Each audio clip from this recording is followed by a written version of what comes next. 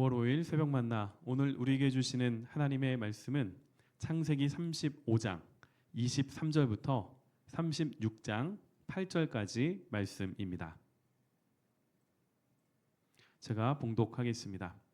레아의 아들들은 야곱의 장자 루벤과 그 다음 시므온과 레위와 유다와 이사갈과 스불론이요, 라헬의 아들들은 요셉과 베냐민이며 라헬의 여종 비라의 아들들은 단과 납달리요, 레아의 여종 실바의 아들들은 갓과 아셀이니 이들은 야곱의 아들들이요 바단 아람에서 그에게 낳은 자더라. 야곱이 기럇 아르바의 마므레로 가서 그의 아버지 이삭에게 이르렀으니 기럇 아르바는 곧 아브라함과 이삭이 거류하던 헤브론이더라. 이삭의 나이가 180세라. 이삭이 나이가 많고 늙어 기운이 다함에 죽어 자기 열조에게로 돌아가니 그의 아들 에서와 야곱이 그를 장사하였더라. 에서 곧 에돔의 족보는 이러하니라. 에서가 가나안 여인 중 헷 족속 엘론의 딸 아다와 히위 족속 시브온의 딸인 아나의 딸 오홀리바마를 자기 아내로 맞이하고 또 이스마엘의 딸 느바요스의 누이 바스맛을 맞이하였더니 에서가 자기 아내들과 자기 자녀들과 자기 집의 모든 사람과 자기의 가축과 자기의 모든 짐승과 자기가 가나안 땅에서 모은 모든 재물을 이끌고 그의 동생 야곱을 떠나 다른 곳으로 갔으니 두 사람의 소유가 풍부하여 함께 거주할 수 없음이러라. 그들이 거주하는 땅이 그들의 가축으로 말미암아 그들을 용납할 수 없었더라. 이에 에서 곧 에돔이 세일산에 거주하니라.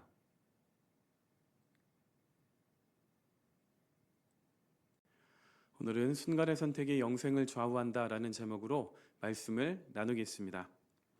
오늘 설교 제목은 80년대 한 가전회사의 광고 카피에서 따왔습니다. 원래 광고 카피는 순간의 선택이 평생을 좌우한다입니다.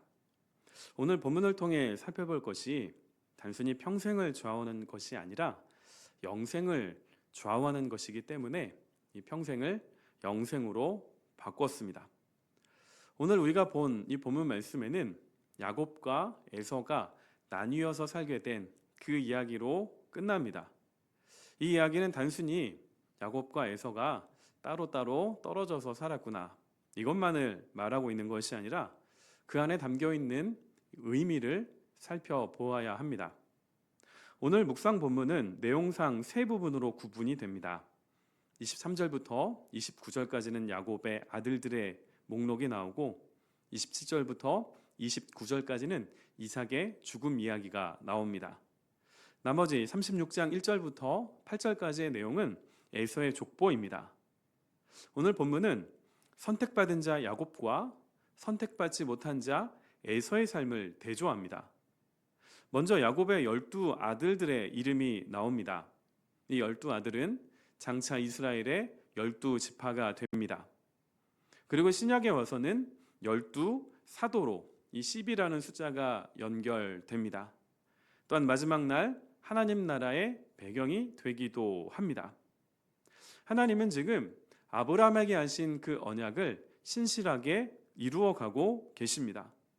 아브라함, 이삭, 야곱, 그리고 본문에 나와 있는 야곱의 12 아들에 이르기까지 4대에 걸쳐서 하나님은 아브라함에게 하셨던 많은 자손을 지금 이루어가고 계십니다. 이어지는 내용은 이삭의 죽음인데요.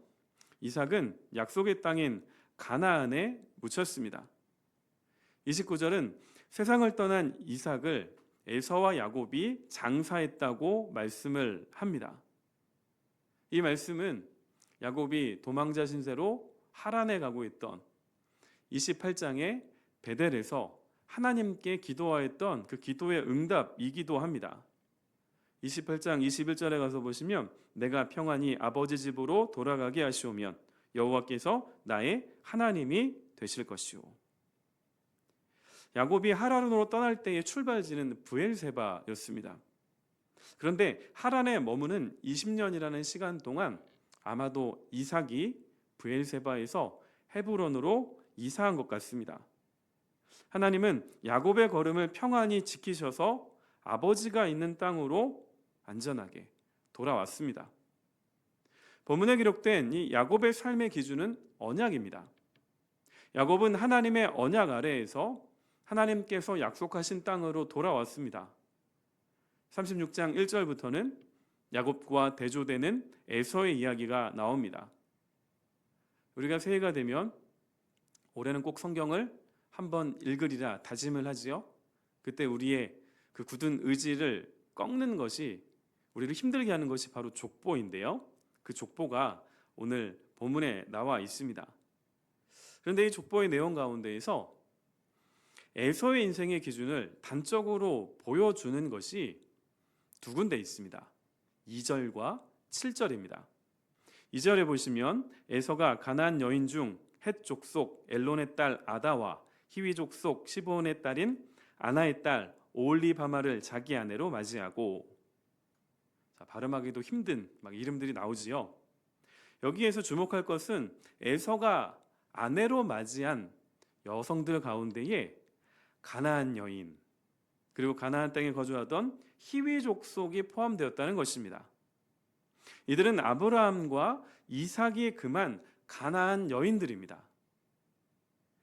24장 3절에 가서 보시면 너는 내가 거주하는 이 지방 가나안 족속의 딸 중에서 내 아들을 위하여 아내를 택하지 말고, 아브라함은 이삭의 신부감을 찾아 나서는 자신의 종에게 당부하면서 이렇게 말했습니다.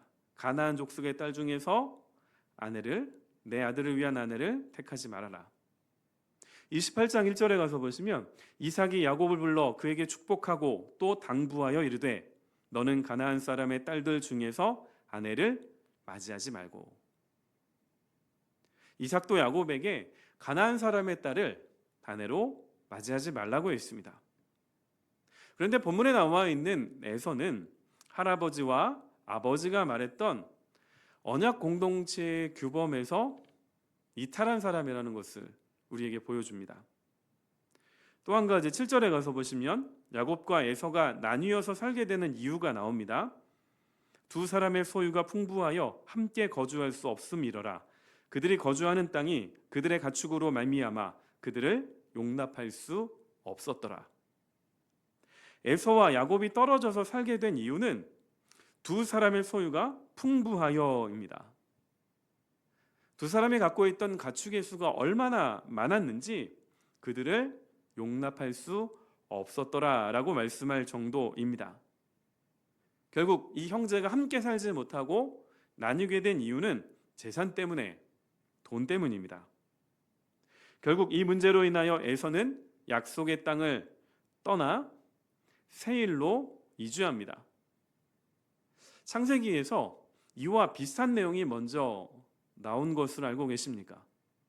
바로 아브라함과 조카 롯의 이야기입니다.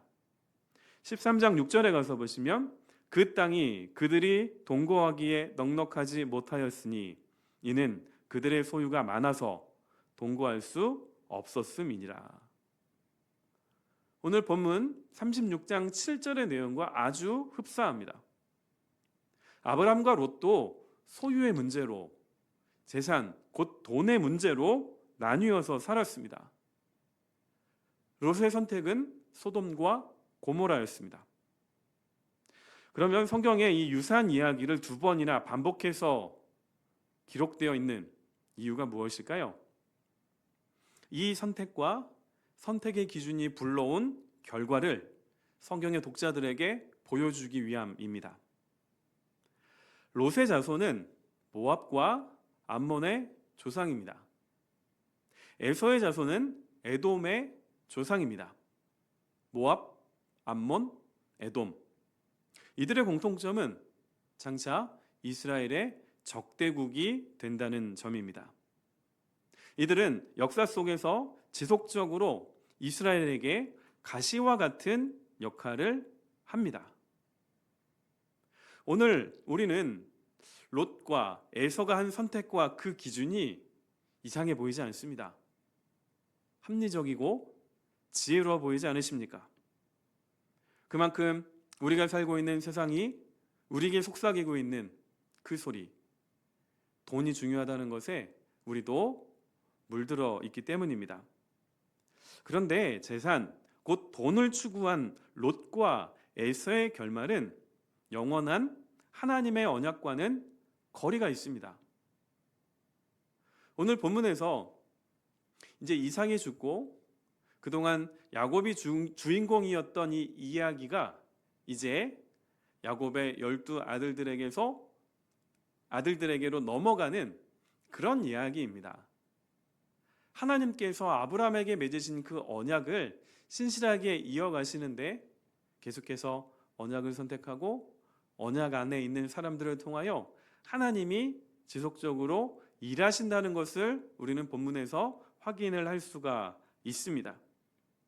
그런데 우리가 보기에 지혜로워 보이는 롯의 선택과 에서의 선택은 하나님께 기억되지 못합니다.